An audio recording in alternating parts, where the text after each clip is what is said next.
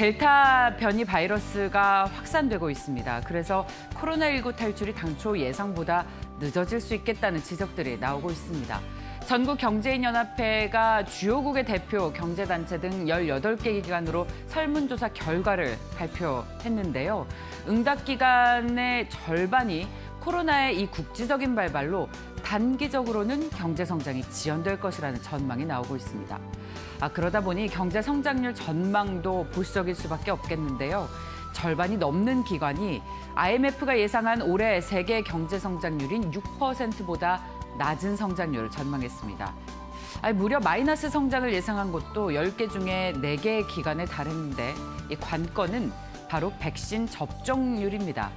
백신 접종률이 높은 국가는 앞으로 1년 6개월 안에는 코로나 이전 수준으로 경제가 회복될 거다라고 답한 기관이 10개 중 7개에 달했고, 반면에 백신 접종이 늦은 국가의 경우에는 무려 3년이나 지나야 경제가 회복될 것 같다라고 응답한 기관도 50%에 달했습니다.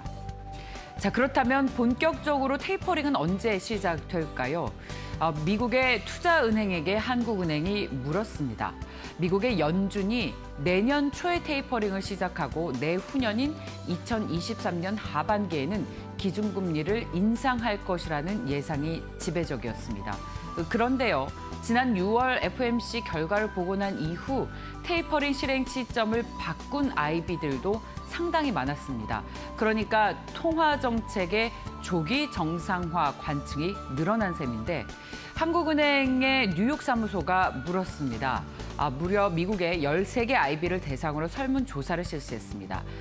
올해 하반기 미국의 경제가 어떨 것이냐라는 질문을 했더니 13개 중에 9개 IB가 테이퍼링을 내년 1분기에 본격적으로 시작이 될 것이다 라고 봤고, 또 여기서도 눈에 띄는 게 이 6월 FOMC 회의 이전과 이후의 입장 변화입니다.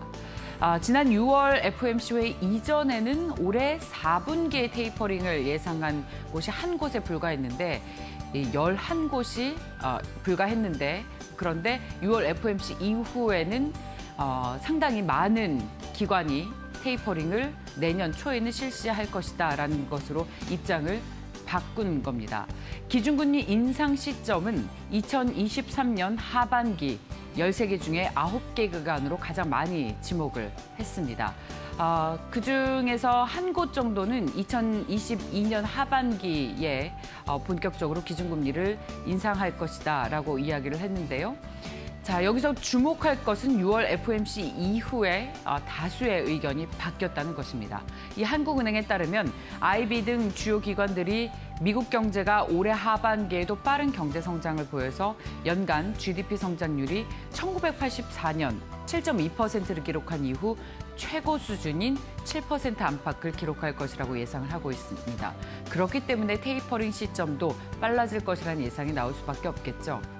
소비 심리가 호전이 되고 또 보복 소비가 늘어나면서 개인 소비가 앞으로 시장의 경제 성장을 주도할 것이라고 보고 있는 겁니다.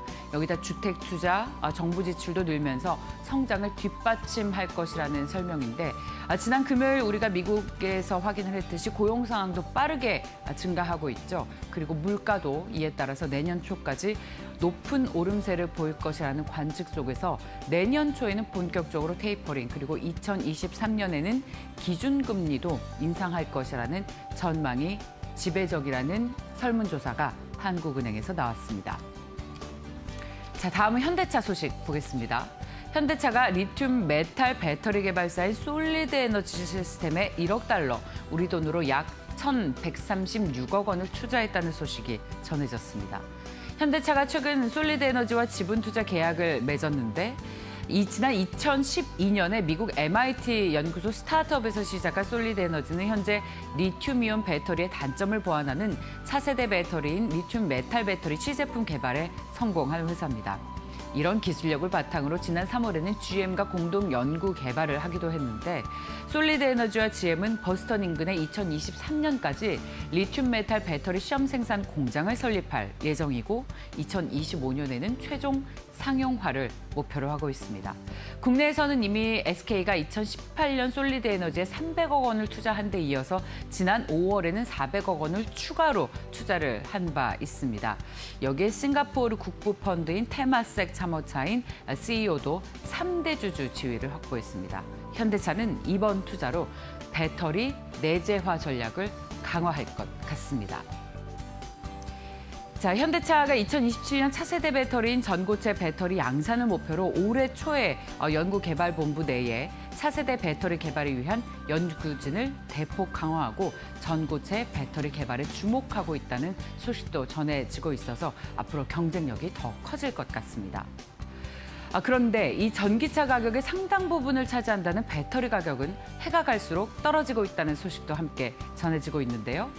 자, 10년 전만 해도 차값의 절반 이상을 차지했는데 최근 들어서는 20에서 30% 수준인 것으로 알려지고 있습니다.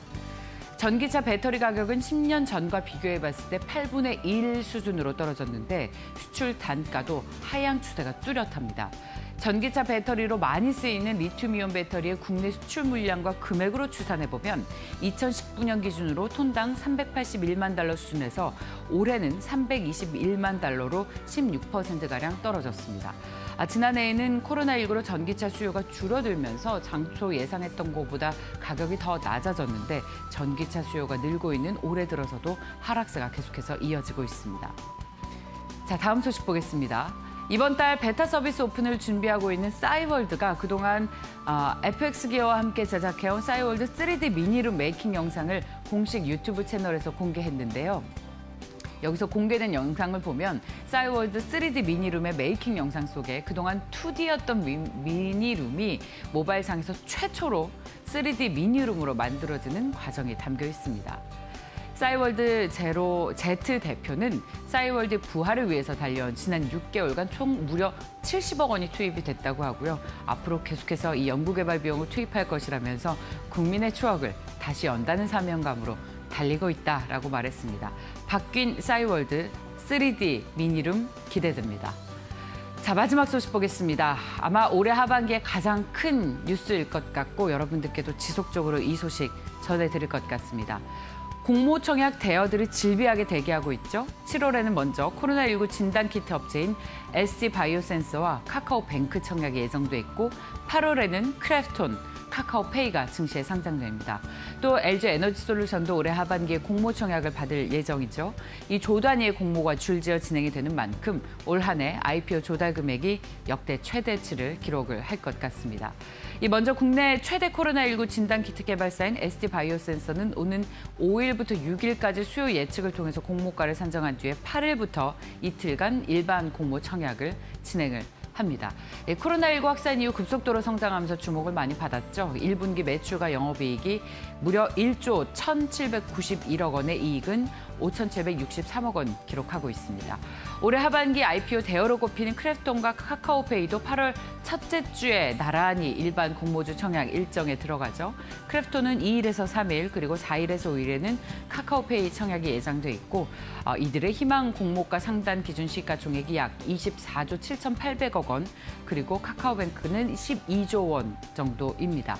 카카오페이는 다음 달 12일 상장 예정이 돼 있는데 29일에서 30일 이틀간 기관 투자자 대상으로 수요 예측을 진행한 뒤에 최종 공모가를 확정하게 됩니다. 아직 청약 일정은 미정이지만 LG에너지솔루션의 공모 청약도 하반기에 관심이 집중돼 있습니다. 자, 그렇다면 오늘 증권가에서는 어떤 이슈에 주목을 하고 있을지 들어보도록 하겠습니다. 교보증권 영업부로 가겠습니다. 오기철 차장님 안녕하십니까? 네, 안녕하십니까? 네, 오늘 어떤 이슈에 주목하고 계시죠? 네, 일단 지난주에 이제 6월 수출 동향이 지금 발표가 됐는데요. 국내 이제 6월 수출이 548억 달러로 역대 최고 성적을 지금 기록을 했다고 발표가 되면서 국내 기업들에 대한 성장에 일단은 청신호가 지금 계속해서 켜지는 모습입니다. 또한 이번 주에 삼성전자와 LG전자 등 주요 기업들의 잠정 실적을 좀 발표를 앞두고 있어서 무엇보다도 이번 주는 이제 실적 시즌에 본격적으로 돌입하는 구간이다 이렇게 좀 볼 수가 있어서 실적과 관련된 말씀을 좀 드리려고 합니다. 일단은 국내 이제 전통 산업이라고 할 수 있는 반도체와 자동차, 또 신산업으로 분류될 수 있는 바이오 헬스케어와 2차 전지 등의 역대급 수출액을 좀 기록을 하면서 반도체는 약 34%, 자동차는 62% 정도, 바이오 헬스는 13%, 2차 전지는 약 39% 정도 일단은 전년 동기 대비해서 수출이 좀 급증을 하면서 각 기업들에 대한 일단은 실적이 일단은 계속해서 우상향하는 흐름으로 좀 나타날 것 같습니다. 2분기 실적이 일단은 좀 좋아질 것은 이제 코스피 단기 순이익 상향 조정에서도 볼 수가 있을 것 같은데요. 2분기 연초에는 약 27.5조 정도로 예상이 됐지만 현재는 약 35조 원대로 약 29% 정도 실적이 좀 상향될 것으로 보여지고 있습니다. 또한 이제 7일날 발표를 앞두고 있는 삼성전자 같은 경우 2분기 매출이 약 61조 원대, 영업이익이 약 10.9조 원대로 예상이 되고 있어서 일단 실적 시즌은 무난하게 잘 발표를 할 것으로 보여지고 있습니다.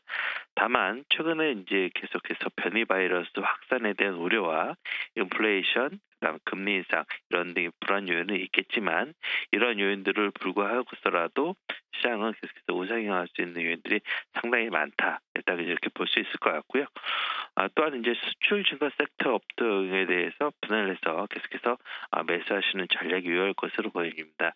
이렇게 이제 IT, 이제 반도체를 비롯해서 가전 이런 것들이 좀 더 좋아 보이고요. 그다음에 헬스케어, 바이오, 자동차, 2차 전지를 포함한 자동차 업종 등 이런 것들이 좀 상당히 좀 기대가 되고 있고 앞으로도 실적이 좀 좋아질 것으로 예상돼서 꾸준하게 관심 가져보실 만할 것 같습니다. 이 중에서는 이제 삼성 SDI에 대해서 좀 관심을 좀 가져볼 필요가 있으실 것 같은데요. 삼성 SDI 같은 경우는 일단은 실적에 대해서 양과 질 모두 일단 합격점을 좀 받을 것 같습니다. 일단 영업이익은 2분기 약 2,600억 원대로 전년 동기 대비해서 약 150% 정도, 전 분기 대비해서 약 97% 정도 증가할 것으로 예상이 되고 있고, 전 사업부의 실적이 일단은 좀 개선점이 있다는 점, 그다음에 중대형 전지의 흑자 전환이 된다는 점, 이렇게 해서 여러 의미 있는 그런 그 모습들을 좀 보여주고 있습니다. 그렇기 때문에 실적이 꾸준하게 상향하는 그런 종목군들로 관심을 갖고 일단 이번 실적 시즌을 좀 맞이하시면 좀 도움이 되실 것 같습니다.